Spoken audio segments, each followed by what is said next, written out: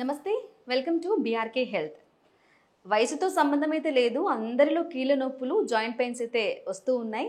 So ఈ మధ్య కాలంలో ఎక్కువగా బాధపడేవారు ఎక్కువగా ఉన్నారు అంటే కనుక ఒకటి చికెన్ గున్యాకు సంబంధించి, ఇంకొకటి కోవిడ్ అయిపోయి వచ్చిన వాళ్ళల్లో అంటే పోస్ట్ కోవిడ్ తర్వాత కూడా ఈ సమస్యలు ఎక్కువగా ఉన్నాయి. సో వీటన్నిటి గురించి బాధపడే వాళ్ళు, కీళ్ళ నొప్పులకు సంబంధించి బాధపడే వారందరికీ రిలీఫ్ ఇవ్వడానికి మనతో పాటు డాక్టర్ ధీరజ్ గారు, pain relief and wellness centre నుంచి అయితే డాక్టర్ ధీరజ్ గారు సిద్ధంగా ఉన్నారు. వాటితో మనకున్న డౌట్స్ అన్ని క్లారిఫై చేసుకుందాం. డాక్టర్ గారు నమస్కారం. నమస్తే అండి. సో డాక్టర్ గారు చెప్పండి, అసలు కీళ్ళ నొప్పులు ఎందుకు వస్తాయి, ఎవరిలో ఎక్కువగా వస్తాయి? ఈ కీళ్ళ నొప్పులు అంటే దాంట్లో ఆటోఇమ్యూన్ కండిషన్స్ చాలా ఇంపార్టెంట్. ఓకే. అంటే జన్యుపరంగా ఎవరికైనా ఫోర్ ఫాదర్స్కి యాన్సెస్టర్గా ఉన్నా కానీ మనకి వంశపారపరంగా వచ్చే అవకాశం ఉంటుంది. ఓకే. ఇది ఒక 10% మందికి మాత్రం ఉంటుంది. ఇంకొంతమందికి ఇన్ఫెక్షన్స్ అయినా ఇది వైరల్ ఇన్ఫెక్షన్స్ కానీ ఎనీ బ్యాక్టీరియల్ ఇన్ఫెక్షన్స్ అయినా కానీ దాని తాలూకు ఇమ్యూనిటీ మాడ్యులేషన్ అవుతుంది మనకి. ఓకే. సో ఆటో ఇమ్యూన్ కండిషన్ని ట్రిగర్ చేస్తుంది. సో వీటి వల్ల జాయింట్లో దాడి జరగడం, ఆటో ఇమ్యూన్ కండిషన్స్ అయ్యే అవకాశం ఉంటుంది. సో అదేవిధంగా సోరియాసిస్ వచ్చినా కానీ ఆర్ స్పాండిలో ఆర్థరైటిస్ అంటాం, యాంకలోజింగ్ స్పాండిలో ఆర్థరైటిస్ ఆర్ సోరియాసిస్, ఇలాగ రకరకాలుగా ఆటో ఇమ్యూన్ కండిషన్స్ వల్ల జాయింట్లో వాపు రావడం, జాయింట్లో దాడి జరగడం, సో ఇన్ఫ్లమేషన్ అవ్వడం, జాయింట్ డ్యామేజ్ అవ్వడం, వాటర్ చేరడం, రెడ్గా ఉండడం, మార్నింగ్ నుంచి లేవగానే నొప్పితోనే లేవడం, స్లోలీ డే గడుస్తున్న కొద్దిగా ఫ్రీ అవ్వడం, ఇది టిపికల్ ఆర్థరైటిస్ యొక్క లక్షణాలు. అలాగే ముఖ్యంగా ఈ మధ్యకాలంలో మాట్లాడుకోవాలంటే మనం చూసాం 2020లో కోవిడ్ తర్వాత చాలా బాధపడుతున్నారు. ఇంకా అప్పటి నుంచి ఇప్పటికీ బాధపడుతున్నాయి. ఆ పెయిన్స్ అనేవి అలానే ఉంటున్నాయి. అది ఎందుకంటారు? దానికి ట్రీట్మెంట్ ఏ విధంగా ఉంటుందంటారు? కోవిడ్ ఇన్ఫెక్షన్ అనేది చాలా డీటెయిల్గా అనాలిసిస్ చేసుకున్నాము. సో ఎందుకు అంటే వైరల్ ఇన్ఫెక్షన్ అయ్యాక కొంతమందికి చెస్ట్ పెయిన్, హార్ట్ అటాక్ వస్తుంది, కొంతమందికి స్ట్రోక్ వస్తుంది, కొంతమందికి అసలు ఏం కారణం లేకుండానే multiple joint pains, muscle soreness రకరకాలుగా వస్తుంది. ఎందుకంటే ఆ వైరల్ తాలూకు ఇన్ఫెక్షన్ తగ్గినా కానీ దాని రెమినెంట్ సెల్స్ అంటే ప్రోటీన్స్ కానీ దాని వైరల్ ఏదైతే మార్కర్స్ ఉంటాయో అవి బాడీలో ఉండిపోవడం వల్ల ఇమ్యూనిటీ అనేది ట్రిగర్ అవుతుంది. అంటే మన బాడీ ఏం చేస్తుంది, దాన్ని ఫైట్ చేయడానికి కోసం ఇంకా ప్రయత్నం చేస్తుంది. సో దానిలో ఎఫికసీ తగ్గినా కానీ ఆ ఇన్ఎఫెక్టివ్ పార్ట్ మీద మన బాడీ ఇంకా దాని మీద దాడి చేస్తుంది. సో ఆ సెల్స్ ఎక్కడెక్కడ చేరుకుంటాయో అక్కడ ఆ ఇన్ఫ్లమేషన్ అనేది కొనసాగుతూనే ఉంటుంది. సపోజ్ అవి జాయింట్లో చేరింది అనుకోండి, జాయింట్లో వాపు, ఇన్ఫ్లమేషన్ అవుతుంది. సో ఆ స్లోలీ అది ఆర్థరైటిస్గా కన్వర్ట్ అవుతుంది. హార్ట్లో కానీ బ్రెయిన్లో కానీ అయితే స్ట్రోక్గా కానీ ఆర్ హార్ట్ అటాక్ వచ్చే అవకాశం ఉంటుంది. సో ఈ మన బాడీ తెలియకుండానే చేసిన సెల్ఫ్ డిస్ట్రక్షనే ఈ పోస్ట్ వైరల్ సీక్వెల్ అంటాం. సో ఈ విధంగా చూసుకుంటే జాయింట్లో ఆర్థరైటిస్ ఎంత కామన్ అయిందో హిప్ జాయింట్లో ఏవిఎన్, హిప్ ఏవాస్కులర్ నెక్రోసిస్ అనేది అంతే కామన్ అయిపోయింది. సో ఇందులో ఏమవుతుంది, ఈ వైరల్ ఇన్ఫెక్షన్స్ అయ్యాక బ్లడ్ అనేది కొంచెం చిక్కగా అవుతుంది, కొంతమందికి థిక్గా అవడం వల్ల బ్లడ్ సరఫరా స్మూత్గా అవ్వట్లేదు హిప్ జాయింట్లోకి. సో హిప్ జాయింట్లో బ్లడ్ ఎప్పుడైనా ఆగిపోయి కట్ ఆఫ్ అయితే హిప్ జాయింట్ మూవ్మెంట్ అనేది తగ్గుతుంది, ముందరున్న బోన్ అనేది డిస్ట్రక్ట్ అవ్వడం. సో దానివల్ల బోన్ స్మూత్గా ఉండకుండా ఇర్రెగ్యులర్గా హోల్స్ పడడము, లోపల ప్రెషర్ ఎక్కువ అవడం, జాయింట్లో వాటర్ చేయడం, వీటి వల్ల కూర్చోవాలన్నా, నిల్చోవాలన్నా, కాలు మీద కాలేసి కూర్చోవాలన్నా కూడా చాలా ఇబ్బంది పడుతూ ఉంటారు. సో దీన్ని మనం హిప్ ఏవాస్కులర్ నెక్రోసిస్ అంటాం. సో ఇవన్నీ పోస్ట్ కోవిడ్లో చాలా ఎక్కువగా చూస్తున్నాం. సో జాయింట్ ఆర్థరైటిస్ ఉంటుంది, muscle soreness, muscle pain and వీటితో పాటు హిప్ ఏవాస్కులర్ నెక్రోసిస్. సో ఇవన్నీ పోస్ట్ కోవిడ్లో ఈ మధ్య కాలంలో ఎస్పెషల్లీ యంగ్ అడల్ట్స్లో 30 years వాళ్ళకి ఎక్కువగా చూస్తున్నాం.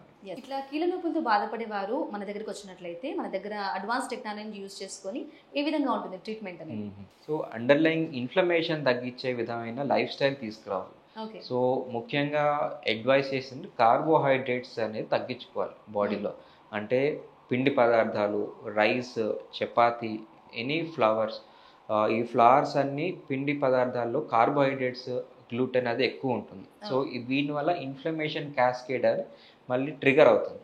సో వీటిని ఆపాలి. సో ఈ రైస్ ఇన్ఫ్లమేషన్ తగ్గించే విధంగా చేసుకోవాలి.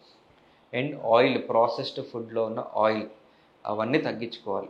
అండ్ వీటితో పాటు essential vitamin C containing fruits ఇవన్నీ తీసుకుంటే 50% మంది మాత్రము బాగా తగ్గిపోతుంది.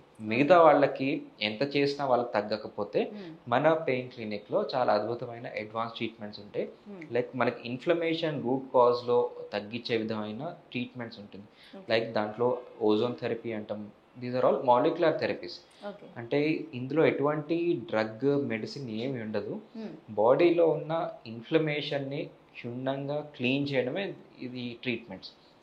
దీంట్లో ఐవి ద్వారా బాడీలో ఓజోన్ ఎక్కించడం ఆర్ మాలిక్యులర్ హైడ్రోజన్ ద్వారా ఇన్ఫ్లమేషన్ తగ్గించడం, ఇవి సెషన్స్ ద్వారా తీసుకుంటే బాడీలో స్లోగా ఇన్ఫ్లమేషన్ తగ్గుతుంది, ఇమ్యూనిటీ బెటర్ అవుతుంది. అండ్ మల్టిపుల్ పెయిన్స్ ఉంటే వన్నిటి చెక్ పెట్టవచ్చు. సపోజ్ ఆర్థరైటిస్ అయింది ఆర్ హిపేవియన్ అయింది ఆర్ మల్టిపుల్ జాయింట్ పెయిన్స్ ఉన్నాయి, సోర్నెస్ ఉంది, వీళ్ళందరికీ పోస్ట్ వైరల్ ఫీవర్ ఎటువంటి కాంప్లికేషన్స్ ఉన్నా కానీ ఆర్ ఎటువంటి మందులు వేసుకున్న చిట్కాలు పాటించిన వాళ్ళకి నొప్పి తగ్గకపోతే మాలిక్యులర్ ఈ థెరపీస్ ద్వారా చాలా అద్భుతమైన రిజల్ట్స్ వస్తున్నాయి. సో ఆల్మోస్ట్ చూసుకుంటే చాలామంది వీల్ చైర్లో వచ్చి ఒక కొద్ది రోజుల్లోనే నడుచుకుంటూ వెళ్ళే పేషెంట్స్ కూడా చాలా మంది చూసాం. సో అంతా కూడా మాట్లాడడం జరిగింది. హ్యాపీ పేషెంట్స్ అన్నమాట. చాలా బాగా మాట్లాడారు, క్లియర్ గా చెప్పారు. ఎస్పెషల్లీ మీ గురించి అయితే చాలా వివరంగా సవివరంగా కూడా చెప్పారు. డాక్టర్ గారు ఇంటి మనిషిలా, సొంత మనిషిలా ఒక ధైర్యం అనేది ఇచ్చారు. సో డాక్టర్ గారు ఇవ్వాల్సింది ముందు అదే. సో ప్రతి ఒక్క డాక్టర్ అయితే ఇవ్వడం అది జరుగుతుంది కాబట్టి హాస్పిటల్స్కి వెళ్ళడం, ఇలా హ్యాపీగా ఉండడం అంటున్నారు. సో మోకాల నొప్పులకు సంబంధించి కూడా పేషెంట్ అయితే మాట్లాడడం జరిగింది. మరి వారి గురించి అంటే ఏమంటారు మీరు? ఇందాక మీరు చూసిన patient 75 year old female patient. తనకి ఆల్మోస్ట్ ఒక 3 years బ్యాక్ ట్రీట్మెంట్ చేసాము. అంటే తనకి మోకాల నొప్పితోటి నడవడానికి ఇబ్బంది పడ్డాము, కూర్చోవాలన్నా, నుంచోవాలన్నా, పూజ చేసుకోవాలన్నా, కింద కూర్చోవాలన్నా ఇబ్బంది పడేది. సో తనకి అండర్లైన్ కోమార్బిడ్ కండిషన్స్ చాలా ఉన్నాయి. అన్కంట్రోల్డ్ షుగర్, బాగా అనీమియా అంటాం, బ్లడ్ చాలా తక్కువ ఉండడం, అండ్ షుగర్స్ సరిగా లేకపోవడంతో హార్ట్ కూడా బాగా వీక్ అయిందనమాట. ఈ కండిషన్స్ తనకి సర్జరీకి అంత మంచిది కాదు 75 years ఏజ్లో. ఎందుకంటే తను సర్జరీ చేయించుకున్నా కానీ తర్వాత వచ్చే కాంప్లికేషన్స్ మనం ఎక్స్పెక్ట్ చేయలేం. సర్జరీ 99% మంచిగానే అవుతుంది, 1% వీ డోంట్ నో. సో తనకి సేఫ్గా ట్రీట్మెంట్ చేసుకోవాలనే ఉద్దేశంతో మన దగ్గరకు వచ్చారు. సో వాళ్ళకి ఏం చేసాం, జెనికులర్ నర్వ్ రేడియో ఫ్రీక్వెన్సీ అబ్లేషన్, అంటే లేజర్ మెషిన్ ద్వారా నర్వ్ నుంచి వచ్చిన పెయిన్ మాత్రము బ్లాక్ చేయడానికి లేజర్ చేసాం. అండ్ జాయింట్ హీలింగ్ కోసం, జాయింట్లో ఏదైతే డ్యామేజ్ సెల్స్ ఉన్నాయో దాన్ని హీల్ చేయడం కోసం జాయింట్లో ఓజోన్ ఇంజెక్షన్, వీటితో పాటు పిఆర్పి ఇంజెక్షన్ చేయడం ద్వారా జాయింట్లో వాపు, ఇన్ఫ్లమేషన్ ఉంటే అవన్నీ తగ్గి జాయింట్ హీల్ అవుతుంది. హీల్ అవడంతో పాటు నొప్పి కూడా తగ్గుతుంది. సో ఆల్మోస్ట్ 3 years నుంచి without any medication or treatment తను పెయిన్ ఫ్రీగా ఉన్నారు. అలాగే ఇప్పుడు డాక్టర్ గారు మళ్ళీ వస్తుంది కోవిడ్ అని చెప్పేసి కూడా ఒకటి ఉంది. ముందుగానే ఇప్పటికీ హాంకాంగ్ అలాగే సింగపూర్లో కూడా వచ్చింది. సో మనకు కూడా వేరియంట్ల రూపంలో మార్చుకుని వస్తుంది అంటున్నారు. మరి దానికి సంబంధించి ఎటువంటి జాగ్రత్తలు పాటించాలంటారు? ఓన్లీ కోవిడ్ కాదు, ఎనీ వైరల్ ఫీవర్ షిఫ్ట్ అవుతూనే ఉంటాయి.